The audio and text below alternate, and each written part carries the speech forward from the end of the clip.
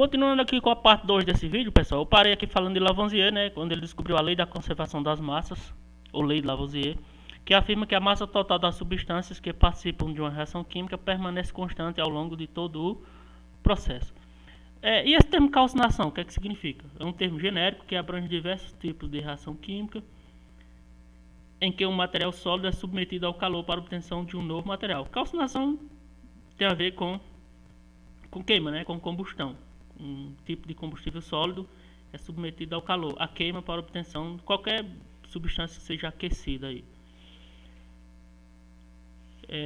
Eu quero chamar a atenção para essa imagem aqui de Lavoisier. É Lavoisier e sua esposa, que era também a sua assistente. Certo?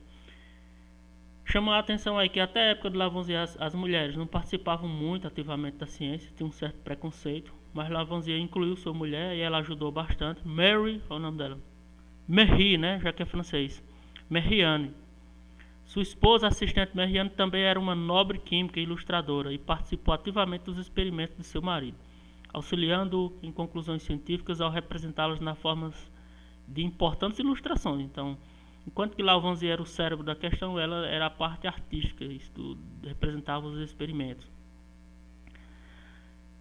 Eu não sei se vocês já ouviram falar nessa frase que diz o seguinte: na natureza, nada se cria, nada se perde, tudo se transforma. Observe a frase. Na natureza, nada se cria, nada se perde, tudo se transforma. Esse era o enunciado de Lavoisier sobre a conservação das massas, que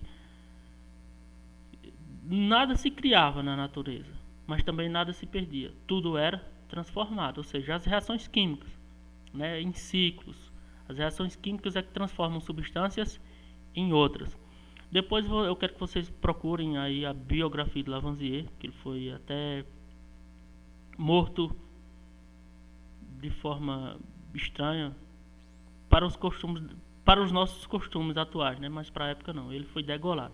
Criou-se até uma frase, né, que em questão de segundos decapitaram a cabeça de um gênio que talvez em 100 anos não se obtenha uma cabeça tão pensante como essa. Enfim, depois de Lavoisier, novos cientistas aprimoraram essas ideias, que foi, digamos que, estudar com que proporção essas reações químicas aconteciam. E aí criou-se a lei das proporções definidas, também conhecida como lei de Proust. Um outro químico francês, Joseph Louis Proust, realizou diversos experimentos variando apenas as concentrações de reagentes. Já se sabia que as massas inicial e final permaneceriam as mesmas, né, num ambiente fechado. Porém, Proust estava investigando se, ao variar as quantidades de algum reagente, poderia também ocorrer alteração no consumo de outros reagentes. Por exemplo, podemos pensar na reação de mercúrio e oxigênio, estudada por Lavoisier. Hoje, sabe-se que o produto dessa reação de calcinação é o óxido de mercúrio. Se a massa inicial de mercúrio metálico é alterada conforme os dados da tabela a seguir, a massa de gás oxigênio consumida e a massa de óxido de mercúrio produzida também iria variar, mas mantendo a mesma proporção. Então, quais são os reagentes aqui? Ó? O mercúrio metálico e o gás oxigênio. E qual é o produto? O que é que se obtém com essa reação de mercúrio e de oxigênio? Ou seja, ao aquecer, né? Nesse caso mercúrio, na presença do gás oxigênio. O que é que se encontra? O óxido de mercúrio, que é o produto. Como eu falei, existem os reagentes e existem os produtos. Nessa reação química, quem reage é o mercúrio e o gás oxigênio. Para obter quem? O óxido de mercúrio. Então, no experimento 1, Proust colocou 20 gramas de mercúrio e na presença de apenas 1,6 grama de gás oxigênio. Então, somando 20 mais 1,6 dá 21,6.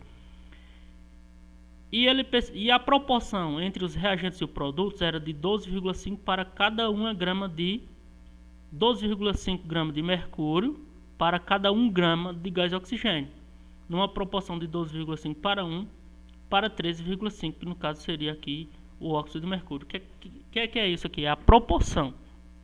Então, de 20 gramas de reagentes de mercúrio metálico são necessários 1,6. Se você dividir aqui, se você colocar numa fração 20 sobre 1,6 e você simplificar essa fração, você vai obter essa proporção aqui, ó, 12,5 para 1.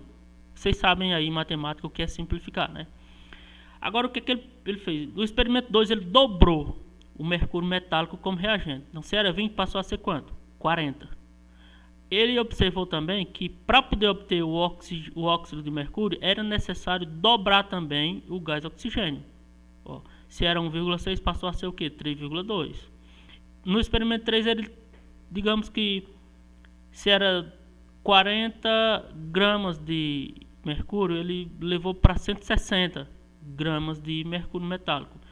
E o gás oxigênio também variou nessa mesma proporção, ou seja, dá para perceber aqui que à medida que aumentava a quantidade dos reagentes, o gás oxigênio, para ajudar nessa reação, também aumentava proporcionalmente. Ou seja, a lei da conservação das massas nas proporções. Então, no caso da reação de calcinação do mercúrio, para cada 12,5 gramas de mercúrio, é necessário 1 grama de gás oxigênio, gerando 3,5 gramas de óxido de mercúrio, nessa proporção que eu apresentei.